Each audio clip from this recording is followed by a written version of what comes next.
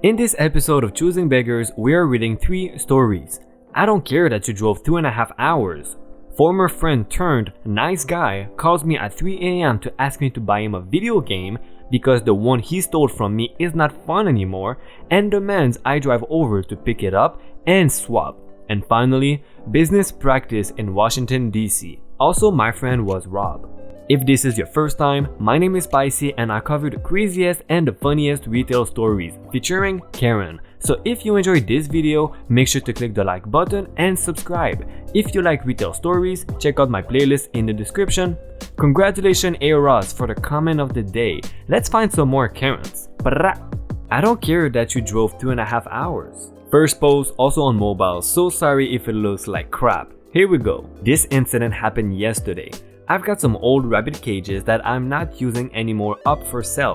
They are in good condition, only a few years old and included feed dishes with them. I had them posted for $200. Or best offer, well under what they're worth, but I figured it was fair considering their age and the fact that they could use a couple touch-ups in terms of rust and maybe a power spray. And admittedly, they had some staining on the trays. I posted good quality pictures and asked anyone who contacted me if they wanted more information. So, Choosing Beggar contacts me over Facebook Messenger. First, she asked me if I got them from a kid. Weird, I thought, but whatever. I told her no, I got them from a friend who had only had them for a very short term, but that they had gotten them from someone who custom makes them in the area. Then, without any other questions or requests for more pictures or an offer or on an alternative price, she asked me if she could come see them. She mentions she's coming from 2.5 hours away. I say sure, she can come see them anytime the next day, which was yesterday. I figured she was coming up my way anyways because who drives over 2 hours just to see something they're not even sure they want? I give her my address and cell number. So yesterday rolls around and I get a message that she's on the way and a couple hours later that she's arrived. Choosing Beggar comes in, takes one look at the cages that I pulled out for her and starts singing and immediately starts saying in an extremely harsh tone that she can't believe how dirty they are. I told her that's why they were priced lower and also that I am currently injured from horseback riding incident. Turned meniscus, it messed up my shoulders too. And I should not even be moving them around alone, let alone dragging them around to deep clean them. She is not happy about this and says, I have $300 white rabbits. I cannot put them in dirty cages. I'd have to clean them when I got home. I did not even know what to say. I just stood there, sort of panicking. I got anxiety disorder and sort of livid. They are used rabbit cages. Would you not have cleaned them before putting your animals in them anyways? Regardless of if they're spotless or not? Man, I clean everything before I put it near my animals, new or used. So after she's done opening all the doors, putting the trays around and going on and on about all of the non-existent rabbit stuff and fur, she goes, I'll give you $70 for them. Excuse me? Remember, she never offered an alternative price in messages or asked for any other details. I said no way would I take $70. I explained again why I priced them the way they were and the lowest I will go is $150. Then she looks to her husband who was sitting there quiet the whole time and goes, I knew these were rusty. My friend told me about these cages and she said they had rust on them. What? First of all, a friend? I was completely transparent with the ad. I could have told you they had rust if you could not see it in the pictures. And if you knew they were rusty and that's the problem, then why would you even want to see them? At this point, I was just so pissed off and wanted her to leave. But then she goes, fine, I would give you $100. Nope, I declined. Told her again, no less than $150. She goes, $120 and that's my final offer. Nope.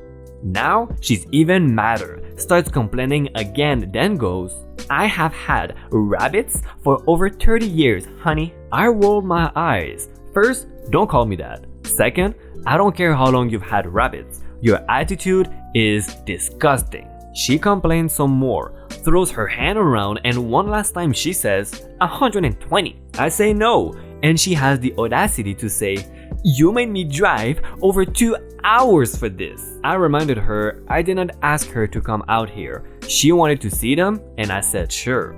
Where in her twisted mind she got the idea that I made her come see them is beyond me. She asked, $120? Once more. I declined once more. She finally storms out of my house, murdering, waste of time, slams my door, and leaves. I immediately blocked her. I hate selling things online. This is a fine piece of Karen you just found right there. Congratulations. This is a real Karen. She is definitely a level, if it's not 70, I would say probably about 85. Like, she drove about 3 hours just to see a cage that her husband said that they knew they were rusty. So if you're not interested in rusty stuff, why would you go and inspect rusty materials? It doesn't make sense to me. And I don't think it is supposed to make sense. Former friend turned nice guy calls me at 3 a.m. to ask me to buy him a video game because the one he stole from me is not fun anymore. Demands I drive over to pick it up and swap. Old acquaintance, name withheld, called me at 3 in the goddamn morning asking me to buy him Fallout 6 million or something, whatever that series is at now. I asked who the hell was calling and he said, stupid.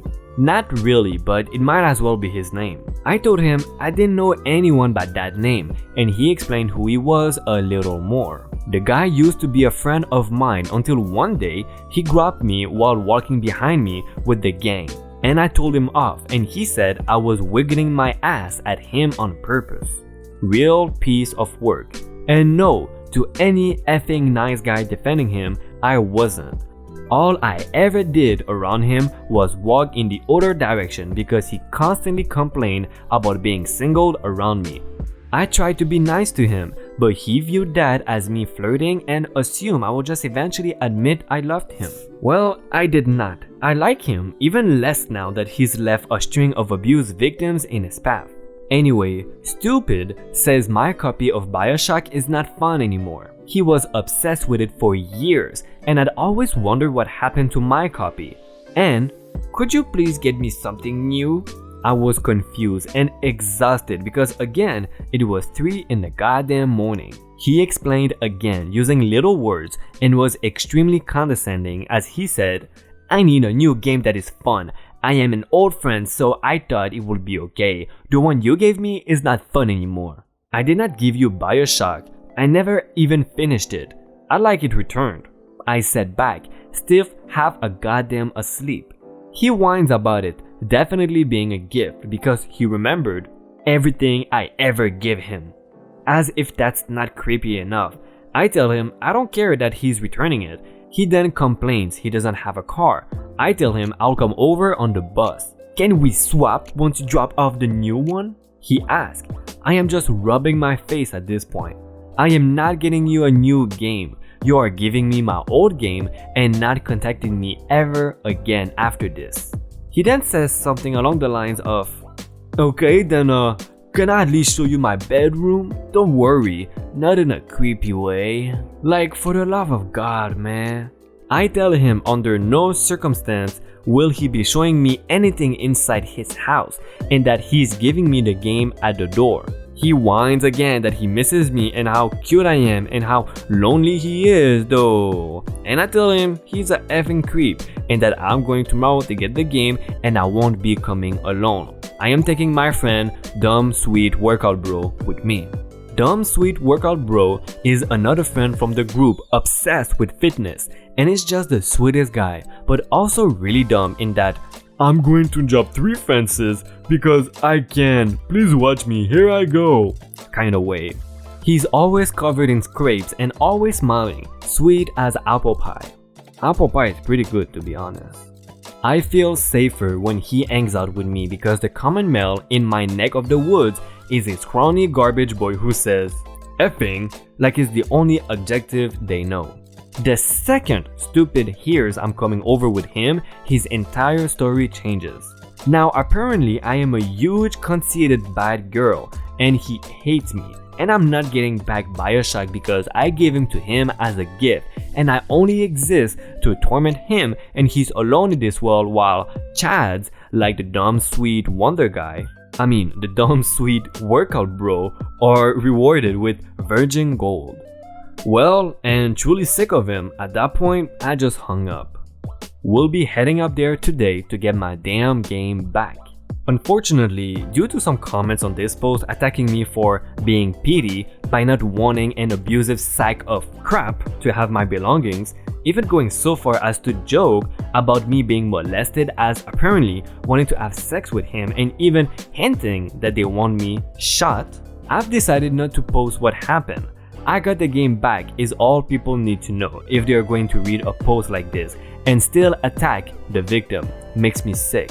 It is not petty or vile or toxic for me to want my stolen property back from a man who molested me and abused several other people. I cannot believe how many people have harassed me over this. I cannot believe I even need to say this. Mods, please like this thread. I feel sick to my stomach about the disgusting messages I'm being sent when I was the victim of this guy. I was the one he touched, mocked, harassed, and stole from. The point was not that it was Bioshock, it was that it was any of my things that he'd stolen. He does not deserve any part of me. I hope the people who harass me as much as you did do some soul searching. It is disgusting the way you have treated me.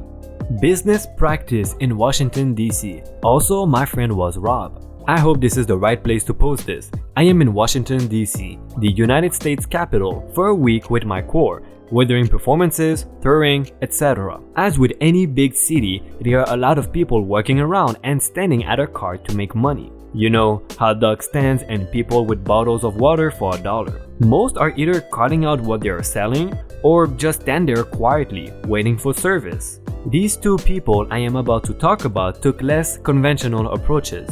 Me and my friends are walking from a food vendor to a museum of some sort, and we are stopped by a man holding "I love DC" hats. He says something along the lines of, "We are giving away leftover hats that we were selling for the homeless," or something. He hands a hat to everyone in the group, then says, "We do ask that you make a $20 donation for the hats." Needless to say, we were taken aback. These hats that this guy is giving away require a $20 donation. I, along with most of the rest of the group, ended up buying it anyway. My dad had given me extra money to buy a souvenir anyway, and as long as it is for a good cause. In hindsight, that money probably was not going to charity. After all of that, we are immediately stopped by an oldish Korean woman who did not speak English. She was putting a bunch of jewelry on us at random, then demanding money, speaking broken English. Most of us returned the stuff, me especially because I had already spent my souvenir budget. However, one of us, the friend I mentioned in the title, actually offered to buy one of her bracelets for another $20 after we had already spent $20 on hats. He pulled his wallet out, gave the money, got his bracelet, and walked away. However, as he was walking away, putting his wallet away, she chased him down, turned him around, threw a necklace on him, took $80 out of his hands, and ran off. We never found her. She was gone before anyone could react. I don't know how things work in this city, but if this situation was any sort of indication, I am glad I live 10+ hours away. In any city of the country, there can be shady people. Those are just shady people, and it turns out that they were back to back, but it doesn't happen on a daily basis. Most people are not like that. People that are selling stuff on the street, it just happens. It sucks, but it happens. Hey, did you like this Choosing Beggars video? If you did, check out my retail stories playlist right here. I bet you will love it. These videos take me a lot of effort to make, so if you can show me some support by liking the video and subscribing, this will mean the world to me. Also hit the bell button to know when we post a new video and join the notification gang. Thank you again for watching the second episode of Choosing Beggars. See ya!